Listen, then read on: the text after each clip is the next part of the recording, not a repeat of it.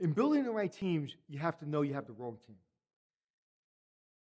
You have to feel the presence of passion. You have to feel the presence of people wanting to do well, to succeed.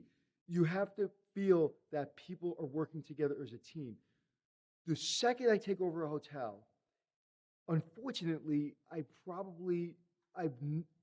never terminated less than 50% of the team that's in place on the executive level because I need my people. I need people who are just a little bit crazy, who are going to do just a little bit more and work a little bit harder than everybody else.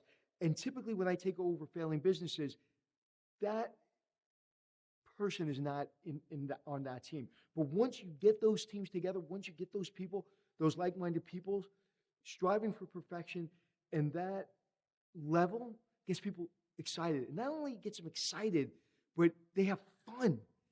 And when someone is failing, they will lift their counterpart up, or they will push them out.